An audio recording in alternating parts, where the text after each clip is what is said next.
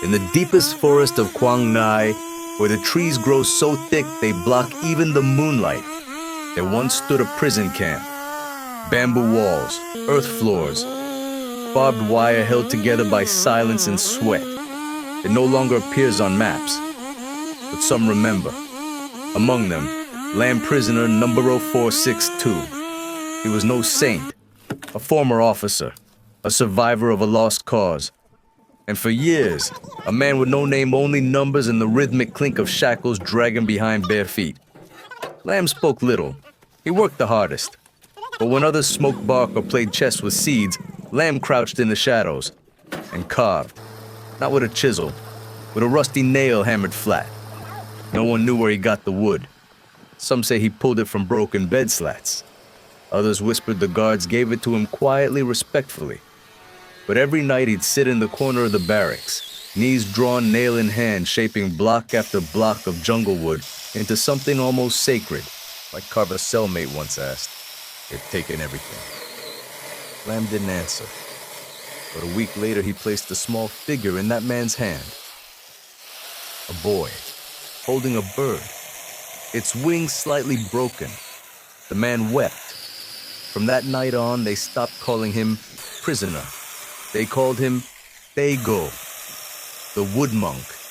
If you believe that even in the darkest corners of history, a man can find light through creation, subscribe to Wood Carving Artist, where redemption isn't spoken, it's shaped in silence. Years passed. Lamb never tried to escape. He escaped inward. Every figure he carved carried something lost. His daughter's hair curled his wife's wrist, the face of a soldier he shot. He didn't sell them, didn't hoard them. He gave them away to enemies, to guards, to ghosts. And they changed people. A captain who used to beat inmates now slipped and polished bamboo from broken fences. A cook who had once spit in his rice began boiling water for him each morning. Because when he carved, she said once, "I forget the fences there." But the piece no one ever saw, the one he never finished, it stayed wrapped in cloth beneath his bedding untouched for 10 years. Only he knew what it was. And when the camp finally dissolved, when the prisoners were loaded on trucks and the jungle swallowed the wire like it had never existed, he left behind everything, except that cloth bundle. The guards didn't stop him. No one did. Because by then even they believed he carried something more than wood. Lamb didn't return to the city. He went back to Bin Sun, a village half swallowed by dust and sugarcane fields where his mother's grave no longer had a namestone, only a small patch of grass that no one dared tread on. No one welcomed him, but no one turned him away.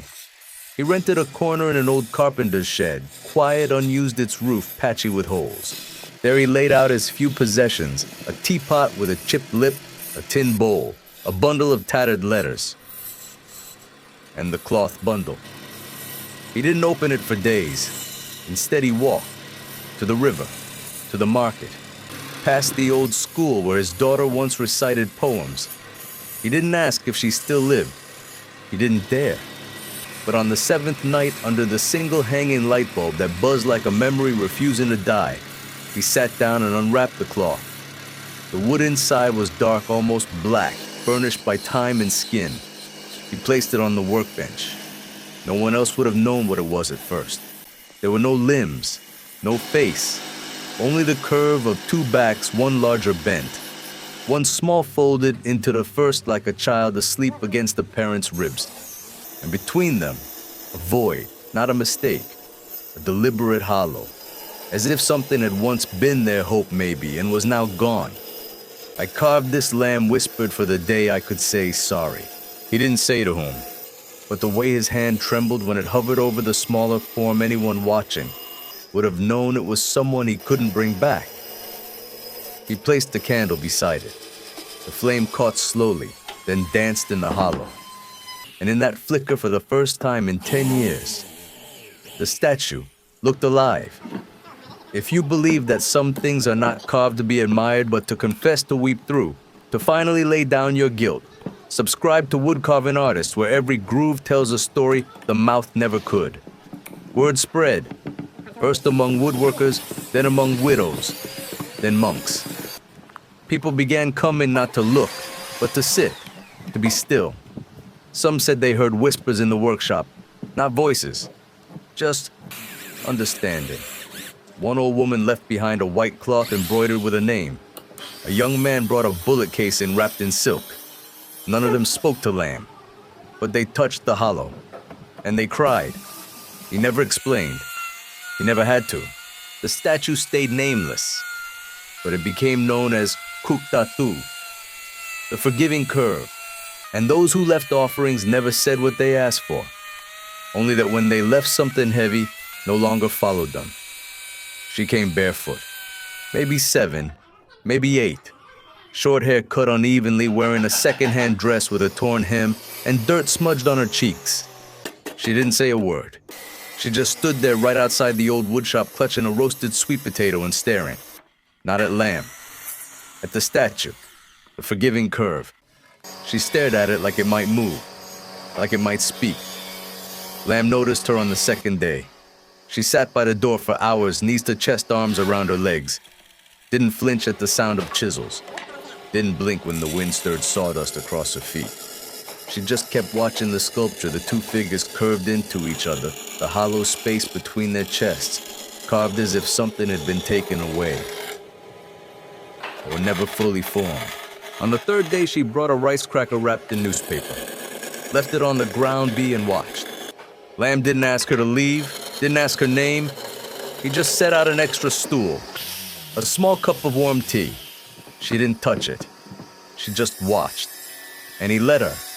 Because sometimes when someone looks long enough, you realize they're not just looking, they're remembering something they've never even seen. On the 12th day, just before dusk, she stood, walked slowly up to the statue, then turned to Lamb, and finally spoke. "Did you leave them alone?" The words came like a breeze before a storm, soft, unexpected, but enough to knock the breath from his lungs. She wasn't asking as a child. She was asking as the child in the statue, the one he'd failed, the one he never dared name. Lamb's throat tightened. He looked down at his calloused hands, his dusty lap, the nail scar on his thumb, then whispered almost to himself, "Yes, I left when they needed me the most." She didn't cry. She didn't scold. She just nodded like someone who had suspected all along and needed the truth, not the comfort. And in that moment, Lamb saw himself at her age watching a soldier walk away and never come back. He had become what he feared. If you believe that sometimes it's not words, but the question behind them that unmakes a man, subscribe to Woodcarving Artist, where silence can ask what memory cannot. That night, for the first time in years, Lamb didn't carve. He sat beside the statue, lit a single candle, and whispered into the hollow between the figures. "I didn't come back then, but I'm here now." The next morning, the girl didn't return, but tied around the statue's wrist was a scrap of fabric, a tiny drawing in pencil. 2 hands, one large and one small, holding tight. It wasn't forgiveness. It was recognition. And for Lamb, that was enough to keep carving. She arrived on an overcast morning.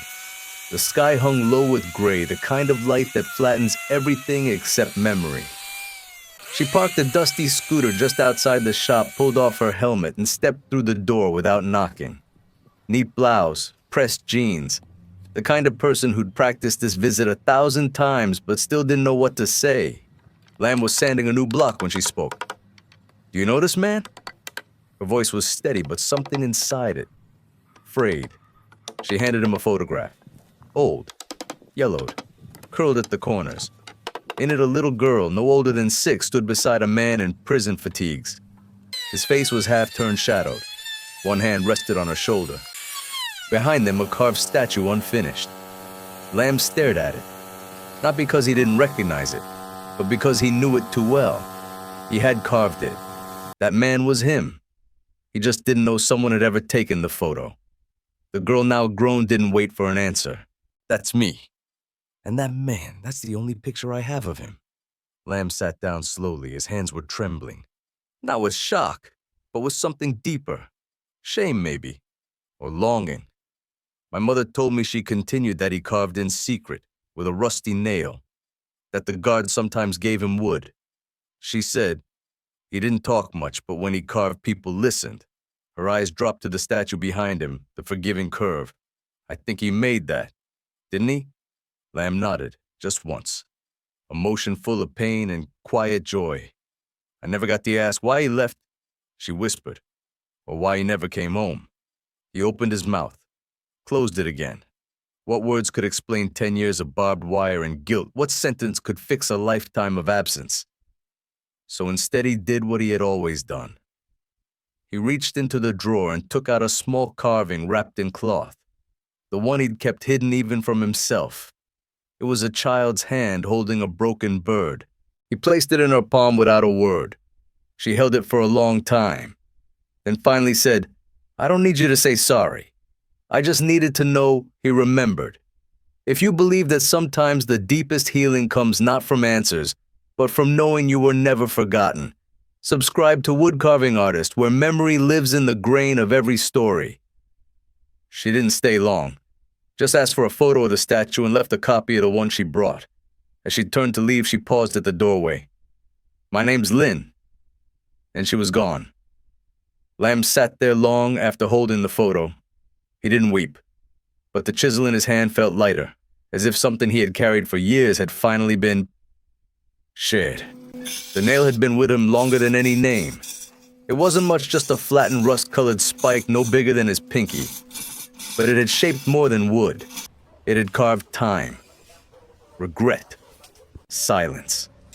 10 years of memories compressed into one piece of corroded metal. It sat at the bottom of a wooden box beneath his bed, wrapped in the same strip of linen he'd used in the camp. For a while he told himself it was just a tool. But deep down he knew the nail was part of him. And now, it was time to let it go. He waited for morning, chose a spot behind the shop beneath the tamarind tree where shadows fell soft and birds nested low. No one watched. No one needed to. He dug slowly with his hands. The dirt was warm, almost forgiving. When the hole was deep enough, he unwrapped the nail, placed it inside, and paused not out of hesitation, but reverence. Then over the nail, he set a single carving, small wooden seed, no leaves, no flowers, just potential. He covered it, pressed the soil flat, and sat there a long while. Not in mourning, but in release. "You served your time," he whispered. And so had he. If you believe that tools carry not just function, but history, weight, and release, subscribe to Wood Carving Artist, where even the smallest object can hold a world inside it. Back in the shop, something shifted. His hands moved differently. He no longer carved to confess. He carved to offer. He made a bird not broken this time, but wings open mid-flight. He made a mother, holding not a child, but a mirror, reflecting her own younger face. He made laughter into shape, gratitude into grain. The regulars noticed. "Your work's lighter," a neighbor said. No, Lamb replied. "It's fuller." One day, a little boy from the village wandered in, eyes curious, fingers sticky with sugarcane. He pointed to the old workbench in the corner. "Mister, can I try?" Lamb handed him a dull chisel, a scrap of soft wood, and smiled. "Just breathe, then begin."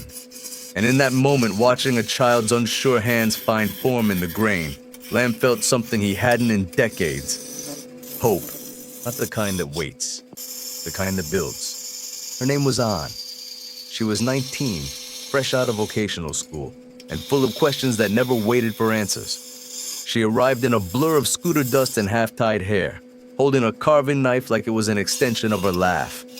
Lamb didn't know what to make of her. She wasn't quiet like he had been. She wasn't gentle. She carved fast, fearless, messy. The first day she ruined 3 practice blocks. The second day she nicked her thumb and laughed. "It bleeds, which means it's real," she said. The third day she asked to carve a tiger, made a wind. Lamb blinked. "How do you carve wind?" "That's what I'm here to find out." And just like that, he knew she'd stay. She brought music into the shop. Tea with too much sugar. Sketches drawn on the backs of receipts. She carved not to heal, but to explore. Lamb watched, at first in silence, then with curiosity. She asked things no one had ever dared. "Why don't you sign your statues? Why do they always lean inward? Who were you before the carving?" He answered when he could, but often her hands understood more than his words. One afternoon, she held one of his older pieces. A man bowed over a bowl and said, "This one's too quiet. Let's give him a dog." He looked at her like she'd said something heretical, but she grinned and carved it anyway. By dusk, the man had a scruffy dog curled at his feet, and somehow the whole piece felt warmer. Lamb didn't say anything, but the next morning, he placed a blank block on her bench. "Try the tiger," he said. She carved for 3 days. Not a striped tiger, not one mid-pounce, but a shape rising from the grass lines, flowing like smoke, eyes soft and wild. A tiger you could only see if you didn't try too hard.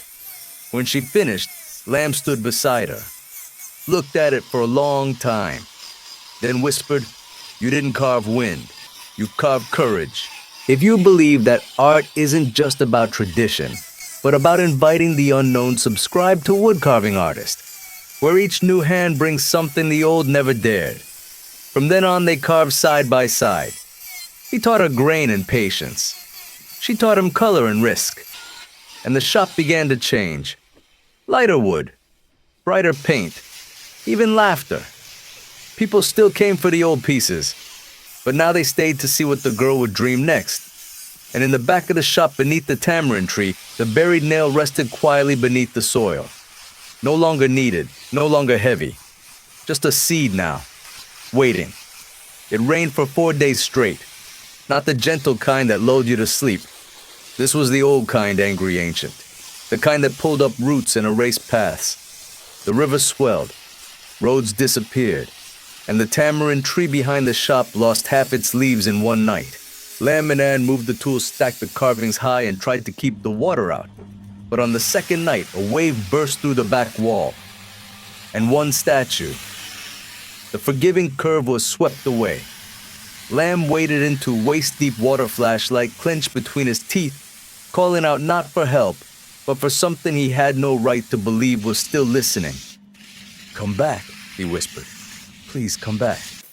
But it was gone. In the morning, the village was mud, chickens on rooftops, rice fields drowned, the woodshop a soggy ruin. Lamb didn't speak. He just stood where the statue once was, staring at the waterline on the wall, and tried to cheer him, tried to say it was just a piece of wood. But she knew better. 3 days later, as they were scrubbing mud off a salvage block, a knock came at the door. A man stood there, middle-aged, soaked, shoes torn. In his hands, the statue, wrapped in an old towel, still dripping. "Is this yours?" he asked. Lamb stepped forward, slowly, hands shaking. "Where did you find it?" "It found me," the man said. He explained he had been caught in the flood, swept downstream for miles. Thought he was gonna die. Then as he clung to a bamboo fence, something bumped against his chest. He grabbed it, held on, and floated until morning. "I don't believe in miracles," he said, "but I believe in this." He placed the statue gently on the bench. "I don't know who made it, but it listened to me. All night." Lamb couldn't reply. He didn't have to. And stepped beside him, hands still muddy, and whispered, "It came back. If you believe that what we make with love has a life of its own, subscribe to Wood Carving Artist, where stories don't end when the carving stops. They only begin." They dried the statue together. Some of the edges were worn. The hollow in the middle had taken on a new shape, smoother, deeper, like the river had added its own hand. But it was whole, still listening, still offering. That evening they placed it on a new pedestal, not in the shop, but outside beneath the tamarind tree. People came to see it, to sit beside it, to leave behind candles, letters, pieces of string, old keys, names they couldn't say aloud. And as the sky cleared and the last of the flood water soaked into the roots, Lamb whispered too, "And maybe we never carved it to begin with. Maybe we just uncovered what was always waiting.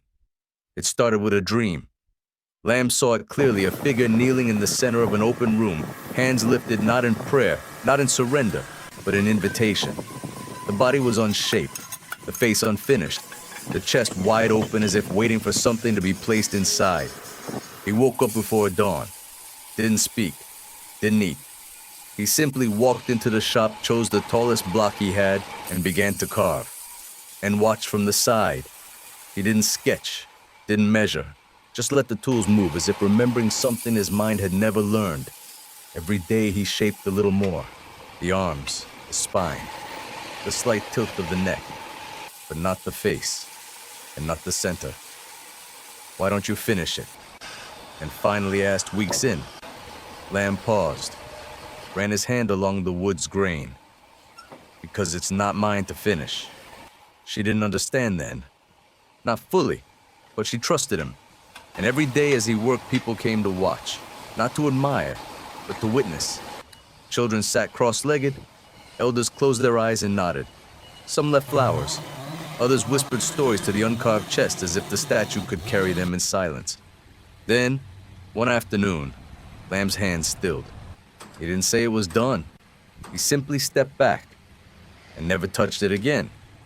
If you believe that some art isn't meant to be completed by one pair of hands but left open for every soul who passes by, subscribe to Woodcarving Artists, where the unfinished becomes eternal. They placed it under the tamarind tree. No title, no plaque, just a space beneath the arm shaped like a cradle. People began placing things there. A wedding ring, a photograph, a note that read, "I forgive you."